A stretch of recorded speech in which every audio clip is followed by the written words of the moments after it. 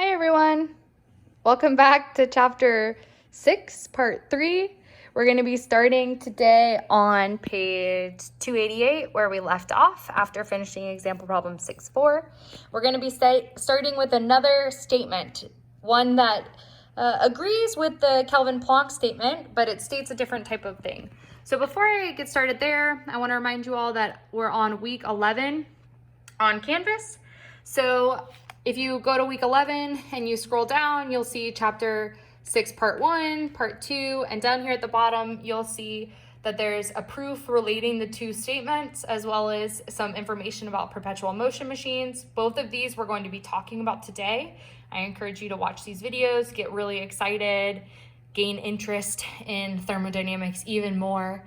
In addition, there's some PowerPoints that go along with these chapters and as well as some practice problems and homework 6, which will be due at the end of next week.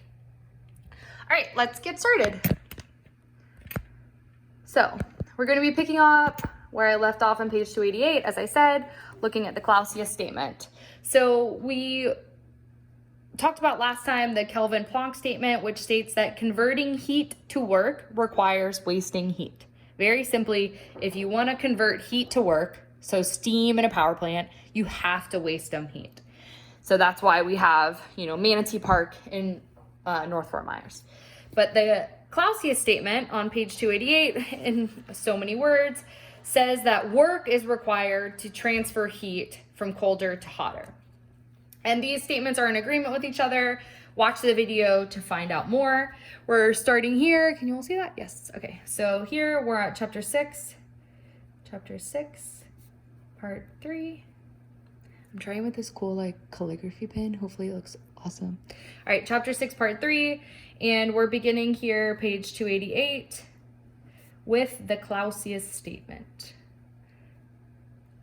Clausius statement. I'm probably really butchering that name. I'm sorry.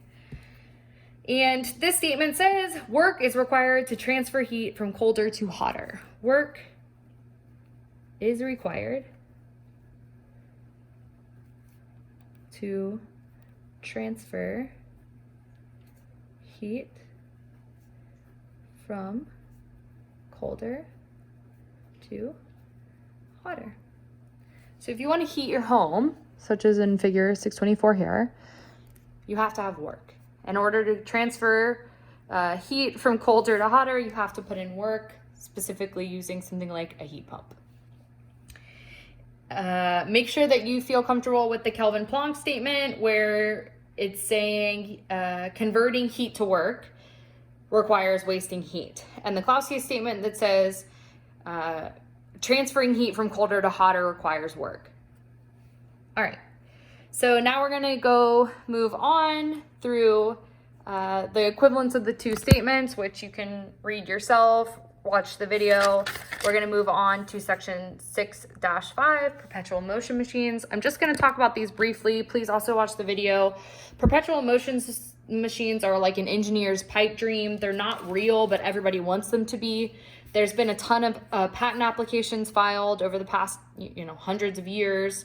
Several engineers and inventors trying to make these perpetual motion machines, and they're awesome in idea, but they're not real. So, all right, section 6.5, perpetual motion machine. Perpetual motion machines. This is on page 290 to 291. There's also a video on Canvas. Perpetual motion machines are any device. You think I'm going to say something like that has perpetual motion, but I'm not. I'm going to say any device violating either the first or the second law of thermodynamics. Violating either the first or second law of thermodynamics, which is why they don't work, because you can't violate the laws of thermodynamics. They're laws. It's important to note, never been created, though many have tried.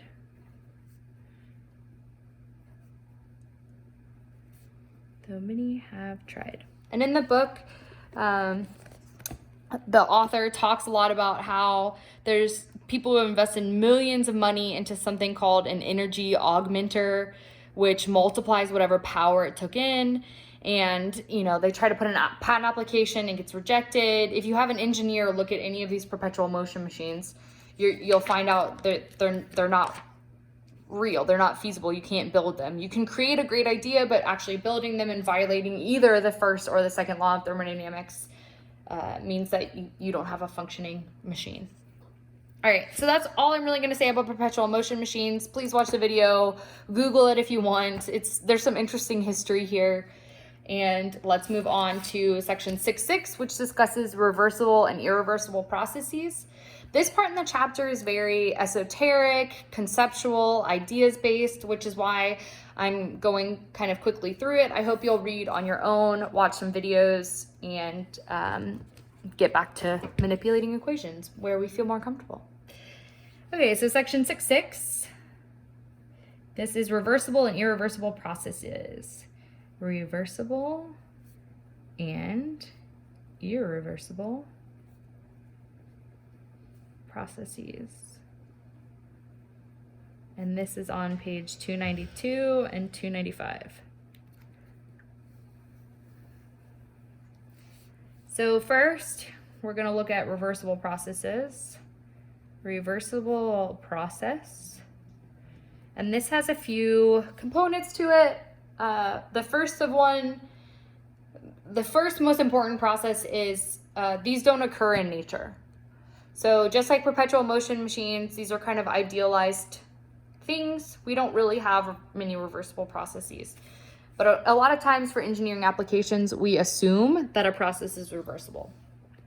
So a reversible process, a process that can be reversed without leaving any trace on the surroundings. A process that can be reversed without leaving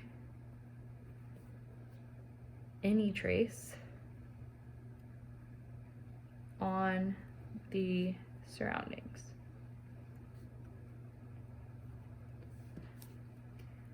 So for a reversible process, both the system and surroundings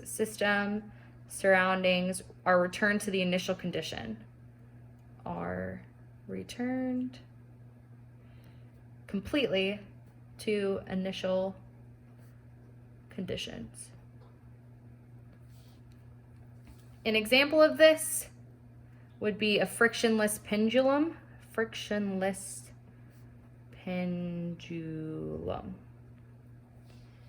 So the book gives that example. It shows here a frictionless pendulum swinging back and forth, not changing the system of the surroundings irreversibly. You can go back and the system and the surroundings are in their same initial conditions, yada, yada. So these do not occur in nature. Do not occur in nature. These are idealizations.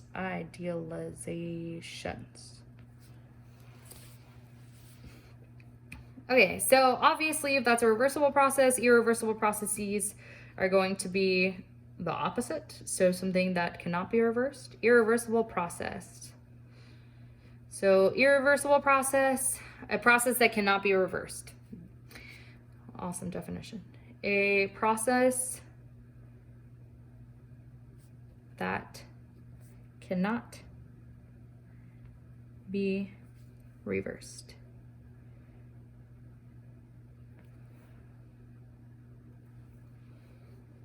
This is an actual natural processes. So this does occur in nature.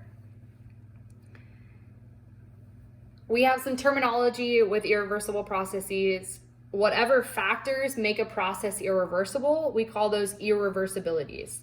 So factors causing irreversible process, factors causing irreversible process are termed irreversibilities. Irreversibilities. Ooh, that's a long word. Sorry, at the end of the page. All right. So examples of this irreversibilities would be friction, which is everywhere. Mixing of two fluids. If you mix together water and tea, how are you going to get back out the water and the tea without having any change onto the system or the surroundings? Heat transfer, most of what we're concerned with. Heat transfer, inelastic deformation. You might have seen another class, inelastic deformation. There's also chemical reactions, which we'll talk a lot more about later. In addition, unrestrained expansion, electrical resistance. There's several other irreversibilities. These are just some examples of them. So these are on page, reversible processes are on page 292 to 293, if you want to continue reading about them.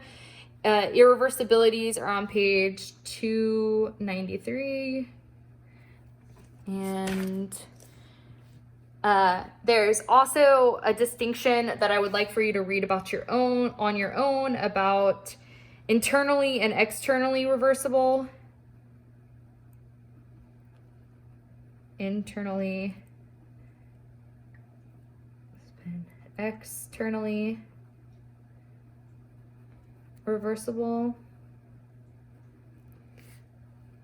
Page 294 and 295, as well as totally reversible or simply reversible. Totally reversible,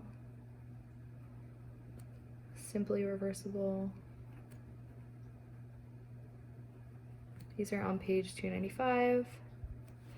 There's an example of using this can that we saw a lot in chapter 2 with conduction and convection. So if you're heating up a soda, this is an irreversible heat transfer process. And if you're using a cold soda and transferring heat to the room, well, that's impossible. It doesn't work. So understanding the concepts around thermodynamics, processes, reversible and irreversible, I encourage you to do on your own. There's probably going to be a conceptual question on the quiz about, is this process reversible or irreversible?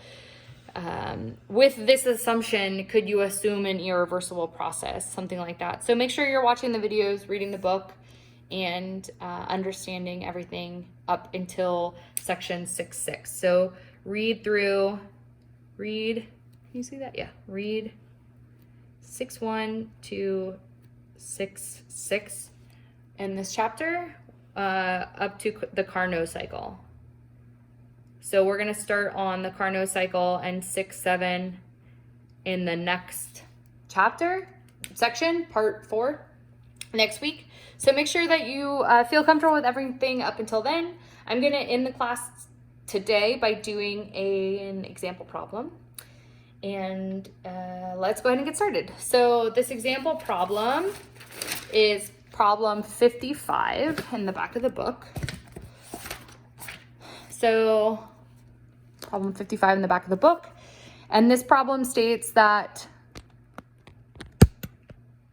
refrigerant R134A enters the condenser of a residential heat pump at 800 kilopascal and 35 degrees Celsius at a mass transfer rate of 0.018 kilograms per second and leaves at 800 kilopascals as a saturated liquid. If the compressor consumes 1.8 kilowatts of power, determine the coefficient of performance of the heat pump and the rate of heat absorption from the outside air. So we have some house that we're heating up to 35 degrees Celsius. That's pretty warm inside the house. And we're assuming that this is not in Florida. So we have the heat on, outside it's cold, we want to make inside 35 degrees Celsius, and we would want to determine the coefficient of performance of this heat pump and the rate of heat absorption from the outside air. So what is this QL term here? In addition, we know the power for the compressor, and we know some information about this condenser. So let's get started. Make sure you can still see the problem, kind of. All right, so for this problem, 655, problem 655, page 316. All right. We know that refrigerant R134A enters the compressor. Nope, not the compressor. It enters the condenser. Enters the condenser of a heat pump. I'm going to put HP for heat pump at 800 kilopascals, 35 degrees Celsius,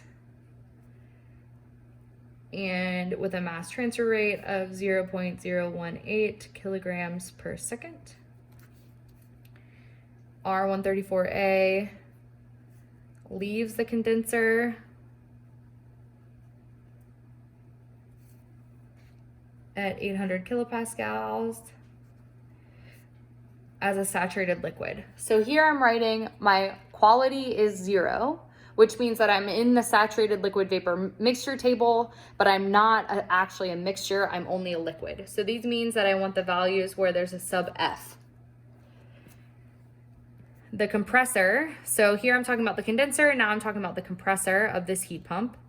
The compressor has a power in of 1.2 kilowatts. We want to determine the coefficient of performance and the rate of heat absorption from outside air. So determine the coefficient of performance of the heat pump and the rate of heat absorption from the outside air.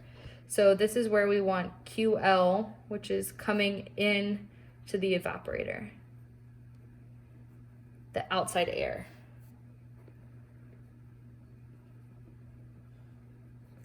So in order to understand this problem, you have to understand how these cycles work for heat pumps, refrigerators, AC, everything. If you are keeping up with the readings and watching the videos, that should be pretty comfortable for you. If not, make sure that you get to the point where that is, right? Where we have compressors, where the work's coming in, it's what you plug in. The condenser is what is taking the fluid, putting it through kind of these coils like this, getting a higher temperature here coming either into the house, or if this is a fridge, coming out of the fridge. We have an expansion valve, which controls the flow of things. And then we have an evaporator where we have these lower temperature heat transfer events occurring. All right, so I'm first gonna draw a quick diagram of this system and get everything labeled, make any assumptions, get my problem set up. So I know I have a condenser, and this is going to be opposite from my evaporator here. So I have my condenser, I have my evaporator. Here I have my compressor. And here I have my expansion valve. So my expansion valve I make with this little symbol here. My compressor I just do as a box. And I'm gonna be flowing in a circle this way. It's a cyclic process. I know that I have R134A from here. I also know my pressure at 0.1, my temperature at 0.1, and my mass flow rate. My mass flow rate is going to be the same coming and going, conservation of mass, everything should make sense about that. And then I know my pressure at 0.2 and I know my phase at 0.2. So my pressure coming into the condenser at 0.1 is 800 kilopascal. My temperature coming into the condenser at 0.1 is 35 degrees Celsius. My pressure coming out of the condenser is 800 kilopascals still. My quality is 0, meaning I'm entirely a liquid. My mass transfer rate for this whole thing is going to be 0.18 kilograms per second.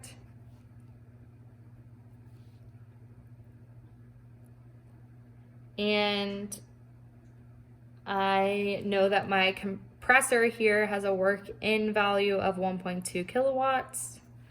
I know my evaporator is where I'm taking in my lower temperature air all the time. And I know, well, it's always going to be associated with my lower temperature air. And I know my condenser is going to be releasing my higher temperature air. Another assumption that I'm going to be making for this problem is that we're operating at a steady operation. So I'm going to state my assumptions.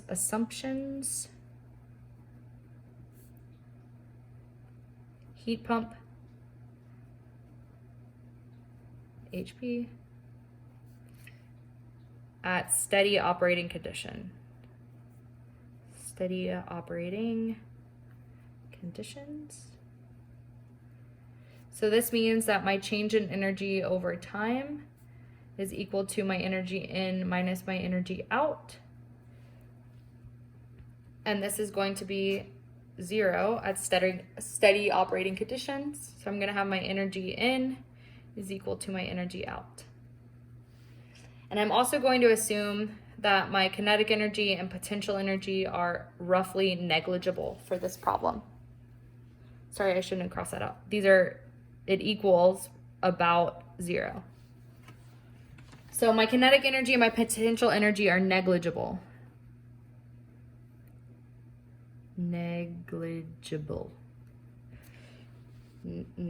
Negligible? Whatever. You know what I mean. And this is essentially, since I'm not using any height advantage here, I'm not really concerned with how fast the fluid is flowing. My overall system that I'm looking at of the heat pump is not moving, and it's not at some sort of elevation. So I don't really have kinetic energy or potential energy associated with this problem. All right, so we want to solve for the coefficient of performance, and we also want to solve for our heat transfer from the outside air. In order to solve for the coefficient of performance, if you remember the coefficient of performance equation from this chapter, we learned is going to be my heat transfer of my higher temperature air divided by my work coming in. I'm given my work coming in, so I need to solve for the temperature of my higher temperature, or the heat transfer of my higher temperature fluid. All right, and the way that we can do that, we know that there's going to be some association with our energy equation, since these are directly related to heat transfer, work, and energy. Ooh, bless you, Beefy. Okay, so now we know here that we have we're solving for A, the coefficient of performance of the heat pump. We know this is going to be our heat transfer rate of our higher temperature air, our work coming in. And in order, we know we have this, we want to solve for this. So we know that we have our heat and work and flow energy coming in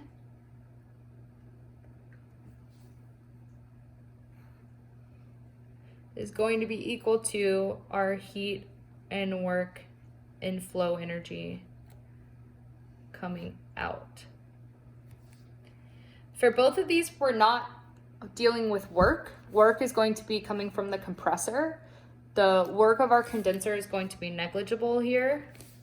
We also already made the assumption that our kinetic energy and our potential energy are negligible. So this means our flow energy term here just becomes our mass transfer times our enthalpy. We worked a lot with this in the last chapter. If you don't feel comfortable with this, go back to that chapter.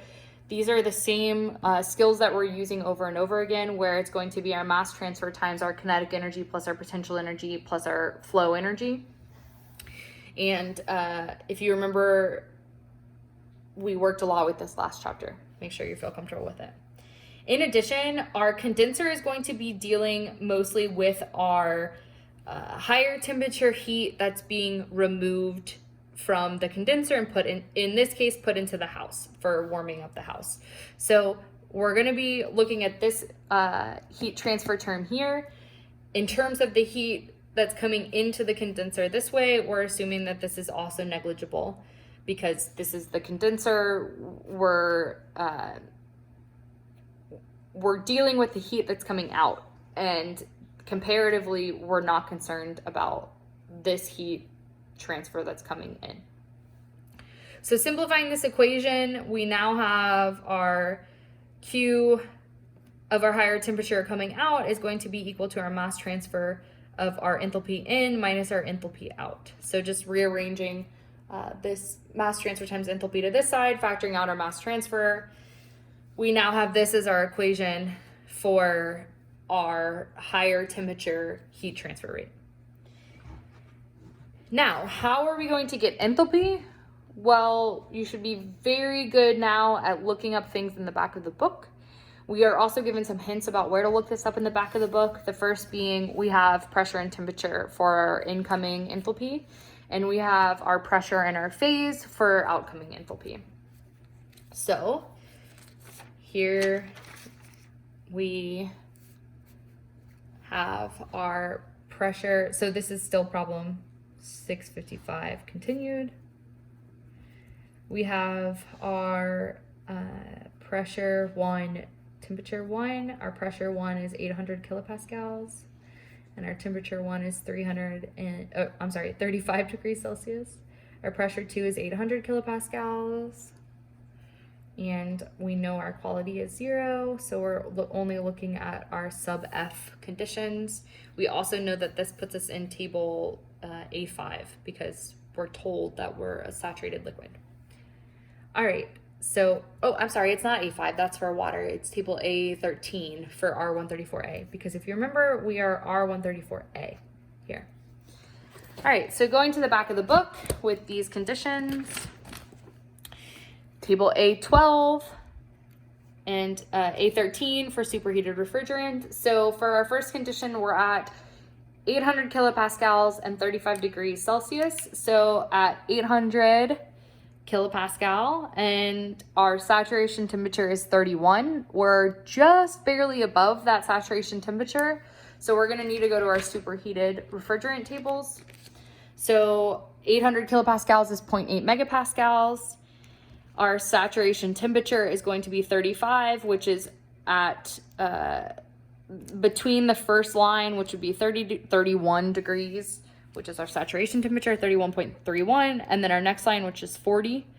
So looking at our enthalpy term here, coming down to between 31 and 40, that's 267 and 276.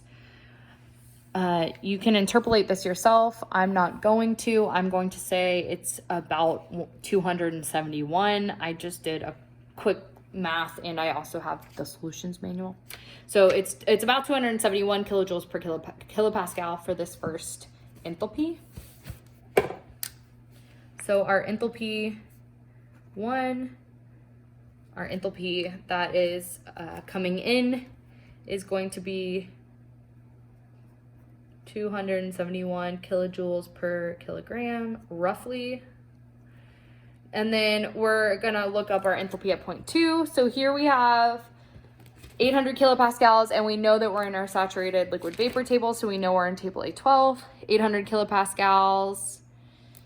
And we're gonna go to our enthalpy term. Here we want the sub F because we're told that we're a liquid, which is about 95.48 kilojoules per kilopascal.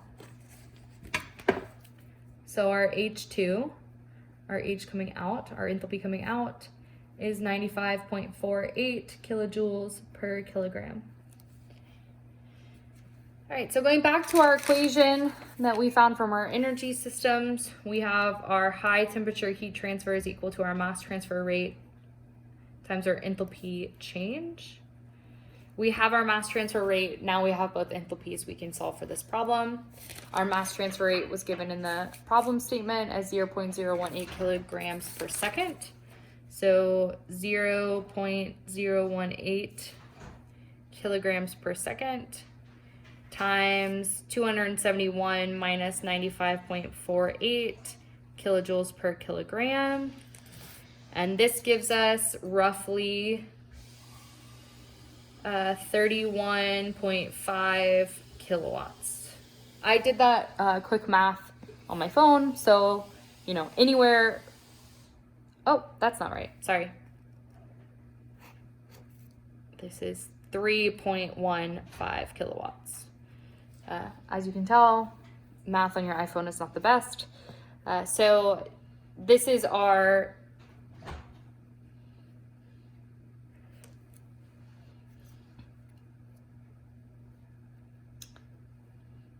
heat transfer rate coming in kilojoules per second or kilowatts. All right, so now that we've solved for our higher temperature heat transfer rate, we can then begin to solve for our coefficient of performance of our heat pump, which is our heat transfer over higher temperature divided by our work in. So this heat transfer is 3.15 kilowatts over 1.2 kilowatts, which was given in the problem statement as the power of the compressor for the heat pump.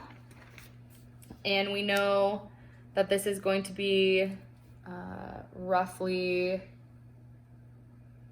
2.5, about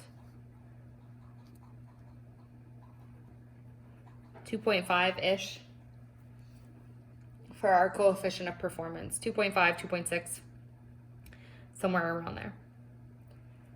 All right, so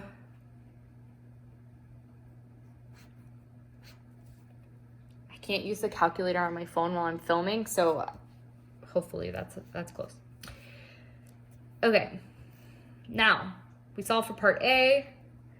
Part B says to determine the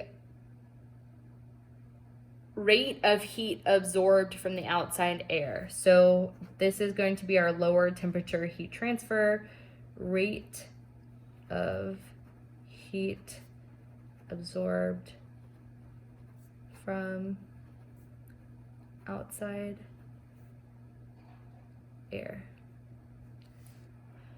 Okay, and we are back to equation manipulation here. We know in this chapter our work coming in is also equal to, you could have plugged this in here, but we didn't need to, our higher temperature heat transfer minus our lower temperature heat transfer. So rearranging this, our lower temperature heat transfer is equal to our higher temperature heat transfer minus our work in. We, after part A, have both of these values. So this is going to be 3.15 kilowatts minus 1.2 kilowatts, which gives us about 1.95 kilowatts. Hopefully that's right.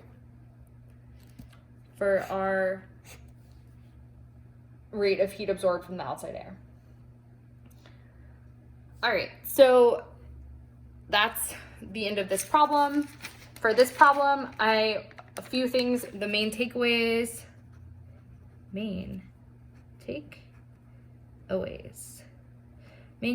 Nomenclature. Understanding what the question is even saying. Who are the condensers? Who are the heat pumps? Where are they? What order are they going in? What does, power mean? What's a heat pump? Nomenclature is important, and the cycles. So knowing that refrigerants, heat pumps, these all have compressor, condenser, and expansion valve evaporator. Those are important. Coefficient of performance equation being our higher temperature heat pump. This is just for the heat pump over our work in. But these are always going to be desired output over required input. So for the heat pump, our desired output is this higher temperature value, but for a refrigerator or an air conditioner, it will be different. In addition, our work in is going to be our temperature differential. So our higher temperature heat transfer rate minus our lower temperature heat transfer rate. These are the main equations and concepts that we've been working with so far in this chapter.